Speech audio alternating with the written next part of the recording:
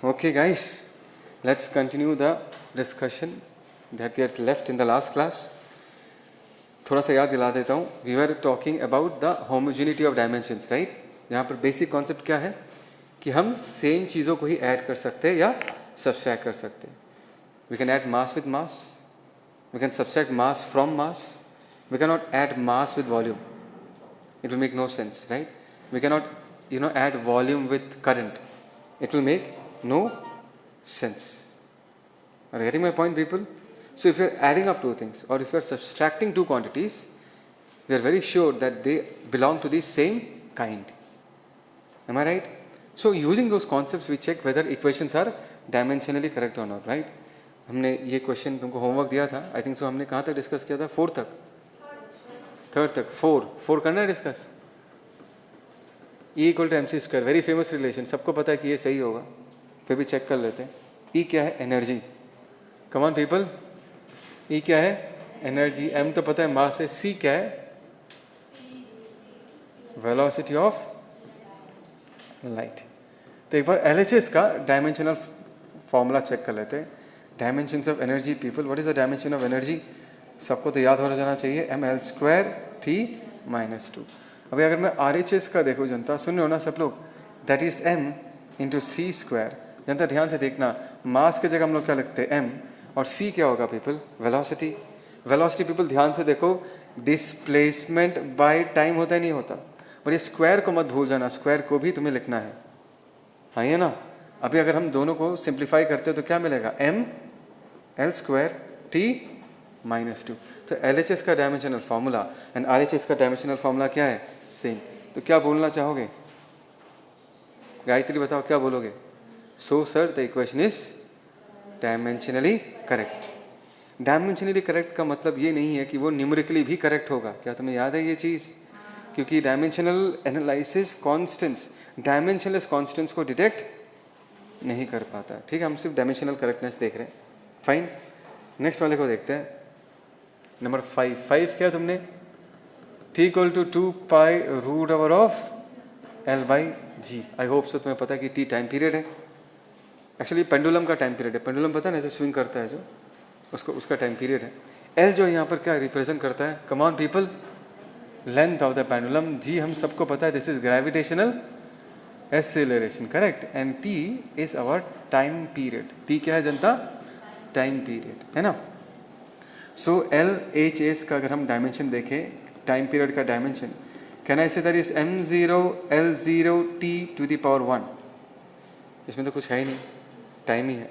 Right hand side का अगर हम देखते हैं RHS, focus people, dimensions of, ध्यान से देखना, √L/g. ए √over को just to make things simple, क्या मैं ½ के फॉर्म में लिख सकता हूँ? अच्छा, अभी यहाँ पर जनता ध्यान से देखना, यहाँ पर देखना पीपल, अगर मैं L तो लेंथ है L, G क्या है? इसी ज़माने में जब तुम छोटे थे तुमने सीखा होगा G का वैल्यू 9.8 मीटर/सेकंड स्क्वायर होता है, जो कि ग्रेविटेशनल एक्सेलरेशन होता है. मीटर/सेकंड स्क्वायर लिख सकते हो ऐसा? क्या उसके ऊपर एक हाफ है? इसको भूल चुके हो तुम लोग? भूल नहीं सकते इसको, हाफ है ना. कैलकुलेशन मिस्टेक हो जाएगा. ये चला गया, कट गया ये. और ये देखो, ये 2 और ये 2 क्या होगा? कटेगा. पता ना, इंडिसेस का रूल है ये. तो ये क्या निकल के आएगा? T, जिसको तुम सजा के क्या लिख सकते हो? m0L0T⁻1. देखो LHS एंड RHS दोनों सेम है या नहीं है? सो डायमेंशनली करेक्ट है. इजी है यार ये सब चीज़ें. L length of the pendulum. Yes, gravitational acceleration, metre per second square. Acceleration का यूनिट मीटर/सेकंड स्क्वायर होता है ना. Velocity by time.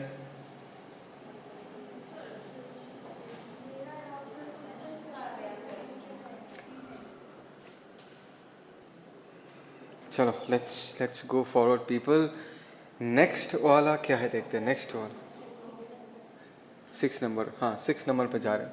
6 नंबर, इसमें दिया हुआ है कि velocity is equal to √P/ρ. Velocity है, P प्रेशर है, रो क्या है जनता? बोलो. डेंसिटी. तुम लोग सुन रहे हो ना? ध्यान है ना इस तरफ, करेक्ट।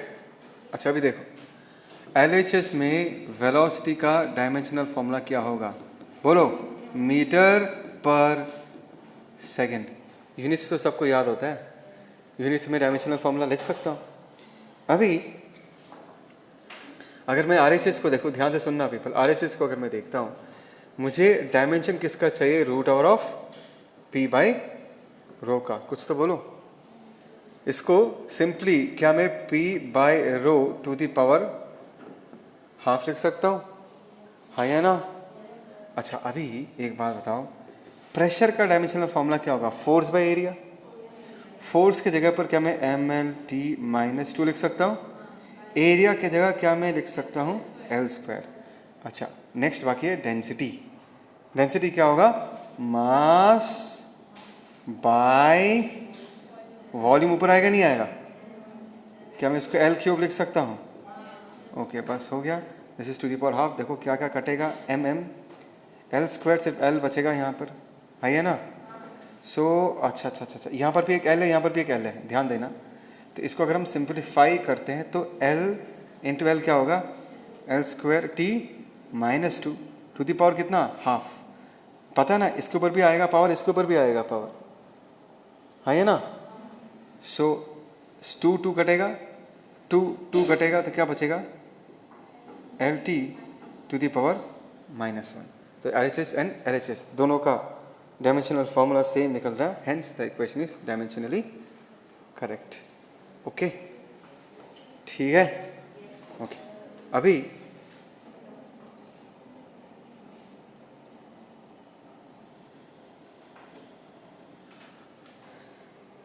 हम लोग ना इस क्वेश्चन नंबर 2 को करेंगे। इसको फटाफट लिखो, 2 और 3 दोनों लिखो, 2 and 3।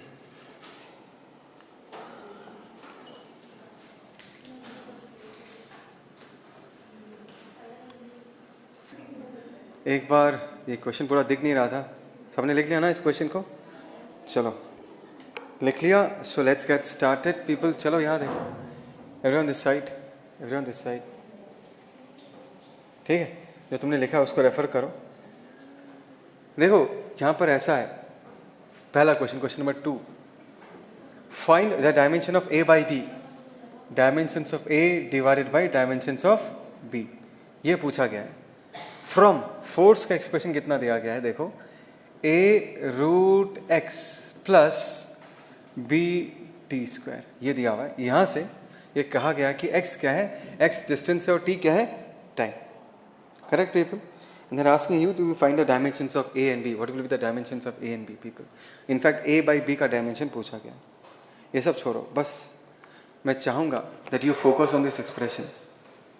And do you see on the left hand side there is a force? Yes, on the LHS there is a force. And we know that only when we add force with force, we shall get force. It is never possible that I add length and mass and I get force. Is it possible like that? No. It is always addition of force with force or subtraction of force from force will give me force again. Now people, if you see this A√x and BT², do you see that they are added? And when they are added you get force, which means A√x should be a force and BT² also should be a force, because only when we add force with force we shall get the result as what? Force. Right?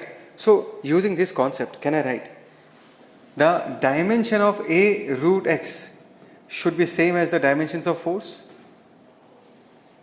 Come on people, force को force के साथ add करेंगे तभी जाके हमें force मिलेगा। And the dimensions of BT² should be equal to the dimension of what? Force. बस ये अगर तुमने समझ लिया तब तो हो जाएगा, उसका 2-3 स्टेप का काम है। Did you understand the logic behind this? Sure. So whenever you see an equation, you change the way you are looking at the equation. It's A√x, BT², it might be confusing, but if you think simply, I am adding up these two terms to get force, so these terms also individually should be a force. Now, if I need the dimensions of A, people, come on, देखो, if I need the dimension of A, can I write F divided by what? √x. यहाँ पर if I need the dimensions of B, can I say that is F divided by what? T². Now do we know the dimensional formulas? Yes. F, that is mLt minus 2, and x is what? L to the power half. Root के लिए हमने half लिख कर रखा है. So if we simplify this, what do we get? M L to the power 1 minus half, right? This is 1. 1 minus half. कितना होगा?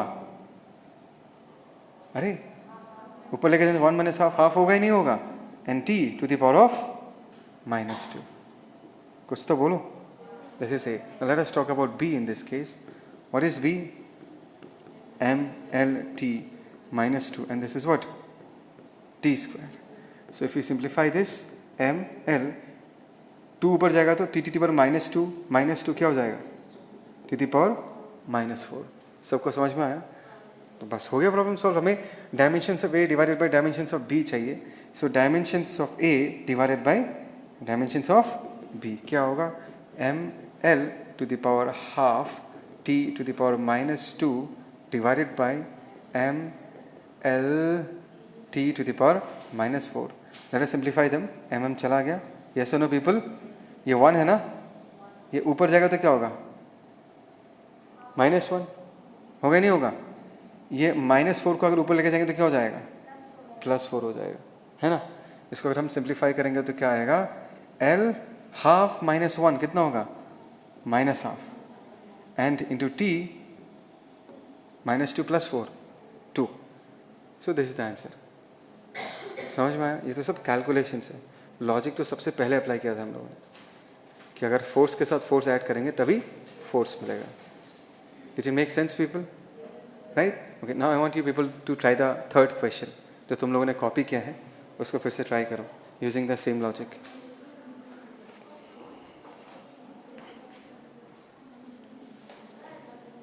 Yes, okay people, चलो let's see this question. सब लोग ready ना?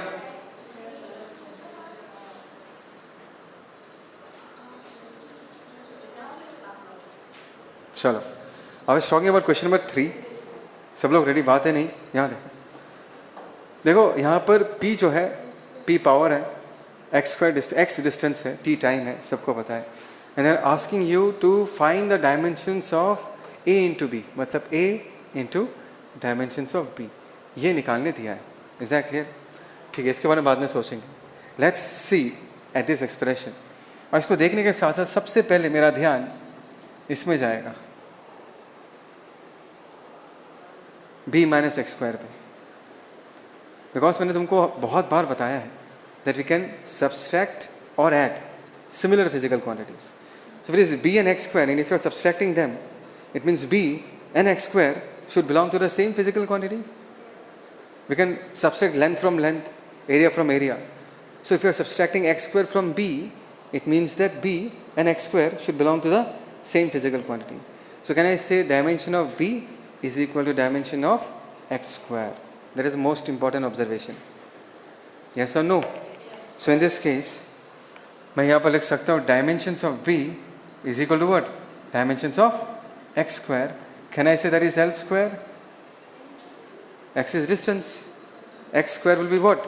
L square. Come on people, tell me. समझ में आया सबको? अच्छा, next thing people, ध्यान से सुनो. Next thing देखो. Now we know that P equal to, stay with me people, b minus x square divided by what? AT. So this is LHS, come on people, and this is RHS, and they're equal. If they're equal, which means इसका dimensional formula क्या होगा? Same. Correct? Okay. Now, but we need the dimensional formula for what? A. So if I rearrange this equation, can I write dimensional formula of A equal to, A को यहाँ लेके चले जाते हैं और P को नीचे लेके आ जाते हैं. ठीक है? A को यहाँ लेके चले गए और P को नीचे लेके आ गए, तो क्या बचेगा? B minus of x square और नीचे क्या आएगा? Dimensions of power multiplied by dimensions of time. है ना? देखो people, अभी b minus x square का dimensional formula क्या होगा? b minus x square का L square होगा. अगर तुमने b को x square से माइनस किया, माइनस करने के बाद तो सेम फिजिकल क्वांटिटी निकल के आएगा ना, और वो क्या होगा? L square. बहुत लोग ना इसको 0 लिख देते हैं. देखो यहाँ पर हम कोई न्यूमेरिकल सब्सट्रैक्शन नहीं कर रहे हैं। अगर मैं 3 kg से, सोचो ये 3 kg से 2 kg माइनस करूंगा तो 0 नहीं मिलेगा मुझे, क्या मिलेगा? 1 kg मिलेगा, मास ही तो मिलेगा ना। ये न्यूमेरिकल वाला प्लस माइनस नहीं कर रहे हम लोग। बात को समझो कि मैं कह रहा हूँ कि अगर मैं, ये भी सेम फिजिकल क्वांटिटी है, ये भी सेम फिजिकल क्वांटिटी है, तो माइनस करने के बाद जो चीज़ निकल के आएगा वो भी क्या होगा? सेम फिजिकल क्वांटिटी ही होगा। मैं उसका वैल्यू नहीं लिख रहा, मैं उसका काइंड लिख रहा हूँ, the kind of that physical quantity. Is it making sense? क्या तुम्हें समझ में आ रहा है मैं क्या बोल रहा हूँ? इस काइंड से अगर मैं उसी काइंड के सब्सटेंस को माइनस, नॉट सब्सटेंस मतलब वैल्यू को माइनस करूँगा तो मुझे क्या मिलेगा? उसी वही तो चीज़ मिलेगा। एरिया से एरिया माइनस करेंगे तो एरिया ही तो मिलेगा। लेंथ से लेंथ माइनस करेंगे तो क्या मिलेगा? लेंथ ही तो मिलेगा। लेंथ स्क्वायर से लेंथ स्क्वायर को माइनस करेंगे तो क्या मिलेगा? लेंथ स्क्वायर ही तो मिलेगा। 0 मत लिख देना इसको। कोई न्यूमेरिकल सब्सट्रैक्शन नहीं है कि हम लोग 1 - 2 या 1 - 1 कर रहे हैं। 1 - 1 नहीं कर रहे हैं हम लोग। This is a subtraction between the kind of physical quantities. So if we subtract two similar physical quantities, the end product is also the same physical quantity. Do you understand this? समझ में आ रहा है सबको? So इसके जगह बहुत लोगों को देखा L square minus L square ऐसे लिख देते। अरे L square minus L square ही होगा। समझ में आ रहा है मैं क्या बोल रहा हूँ? उसके बाद what is the dimensions of power? बोलो।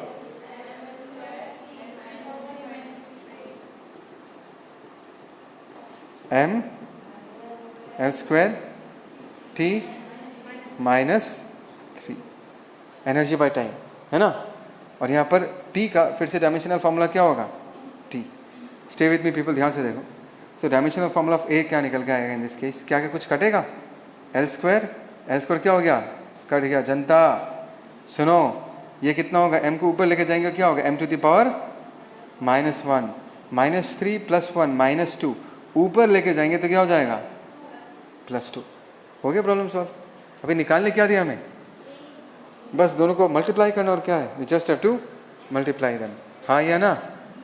सो dimensions of A multiplied by dimensions of B, in this case क्या निकल के आएगा? m, come on people stay with me, एक minute. m to the power -1 T square multiplied by B क्या निकल के आएगा in this case? L square. तो रिजल्ट क्या निकल के आएगा? m to the power -1 L square T square. सब सही है ना कैलकुलेशन? तो ये जवाब है। अब जब तुम नोट करोगे तो उसके साइड में b - x जहाँ पर लिखा है एक एरो खींचो और उसमें अपना कमेंट लिख के रखो कि अगर हम b से x स्क्वायर को माइनस कर रहे हैं, इसका मतलब है कि b और x square same kind of quantity होगा। तो b का डायमेंशनल फॉर्मूला और x स्क्वायर का डायमेंशनल फॉर्मूला क्या होगा? सेम।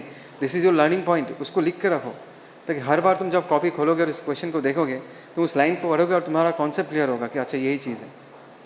समझ में आया? ऐसा नहीं कि मैं जितना लिखता हूँ उतना ही तुम्हें लिखना है, तुम्हें अपना अंडरस्टैंडिंग भी लिख के रखना है। दिमाग में रखना कि तुम अगले 5 महीने के बाद भी इस कॉपी को खोलोगे तो तुम्हें समझ में आ जाना चाहिए कि क्या लिखा हुआ है, क्या कॉन्सेप्ट था। Just don't write whatever I have written, make your own additions, small notes, small pointers कि ये ऐसा है। Come on people, give me a response. Have you listened to what I've said just now?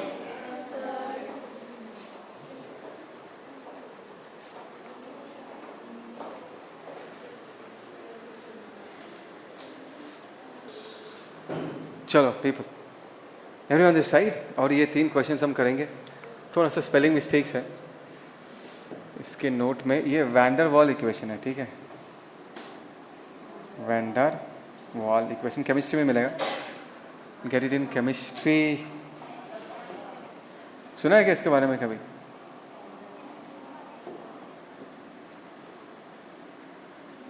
सुना है इसके बारे में कभी? और ये वॉल्यूम स्क्वायर है, ठीक है? This is volume square, this is V minus of B। देखो मैंने एरो देख के लिख के रखा है, ये वॉल्यूम है। P क्या है? प्रेशर। अभी यहाँ पर तुम्हारे मन में आ सकता है कि R क्या है? R actually universal gas constant है, जो तुम्हें अभी कुछ समझ में नहीं आएगा। आता है क्या? तो नहीं चाहिए अभी। हाँ, इसको सॉल्व करने के लिए R का नॉलेज तुम्हें नहीं चाहिए। इसको सॉल्व करने के लिए R का नॉलेज नहीं चाहिए, तो अभी इसको इग्नोर करते हैं, ठीक है? केमिस्ट्री में पढ़ोगे। तुम्हें यहाँ पर पूछा determine the dimensions of what? A and B। इसको नोट करो इस क्वेश्चन को। ये दूसरा क्वेश्चन है और ये तीसरा, इन तीनों को नोट करो। चलो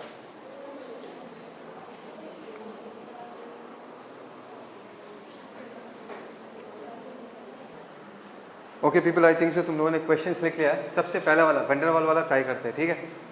रेडी सब लोग? करें ट्राई? अच्छा मैंने छोटा कर दिया, तुम लोग अपना लिखा हुआ क्वेश्चन रेफर करना। So let's start. The van der Waals equation for gas is P plus A by volume square V minus B is equal to what? RT, T temperature होता है। Determine the dimensions of A and B, कि A का dimension क्या होगा ये बताओ, और next क्या है कि B का डायमेंशन क्या है ये बताओ। यस और नो पीपल? अभी जैसे मैंने बहुत बार बताया है, यहाँ पर तुम्हें क्या दिख रहा है? एडिशन दिख रहा है किसके बीच? P और A by V स्क्वायर। तो अगर ये प्रेशर है तो इसको भी तो प्रेशर ही होना पड़ेगा, प्रेशर को ही तो हम प्रेशर के साथ ऐड कर सकते हैं। वन मोर टाइम पीपल, यहाँ पर हमने V से किसको माइनस किया? B को। तो B भी तो वॉल्यूम को ही बिलोंग करेगा, क्योंकि हम वॉल्यूम से वॉल्यूम को ही माइनस कर सकते हैं। अभी जस्ट नाउ ये कॉन्सेप्ट पढ़ा है, तो क्या हम लिख सकते हैं dimensions of P will be equal to dimensions of A by dimension of what? V square. क्या मैं ऐसा लिख सकता हूँ इस वाले इक्वेशन से? और इस वाले इक्वेशन से can I say dimensions of V will be equal to what?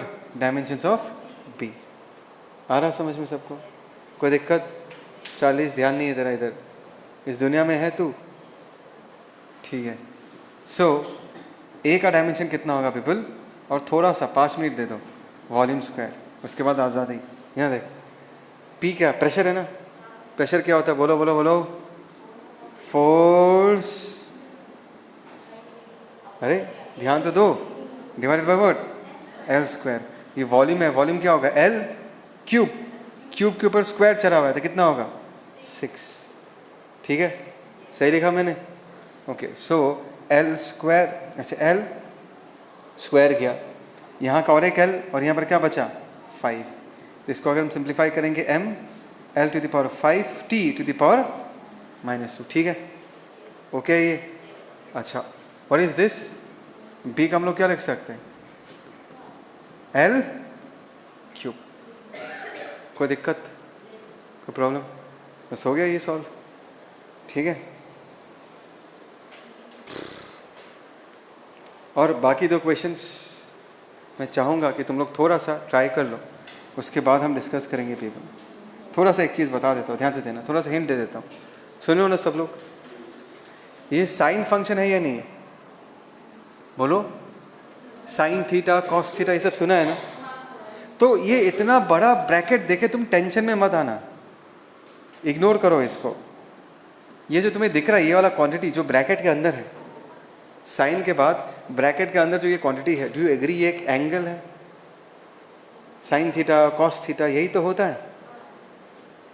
Come on people, यहाँ पर ABCD XYZ कुछ भी लिख दे, साइन के बाद ब्रैकेट के अंदर हमेशा क्या आएगा? एंगल ही आएगा। तो omega t minus KX minus कर रहे हैं, और मुझे पता है कि ये क्वांटिटी एंगल होना चाहिए, तो ओमेगा t भी तो एंगल ही होगा, और KX भी क्या होगा? एंगल। तो कहना इसे ओमेगा t का डायमेंशन इस एंगल का डायमेंशन, एंड KX का डायमेंशन इस एंगल का डायमेंशन, और एंगल डायमेंशन लेस होता है।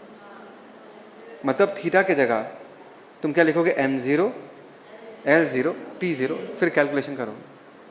बात समझ में आया?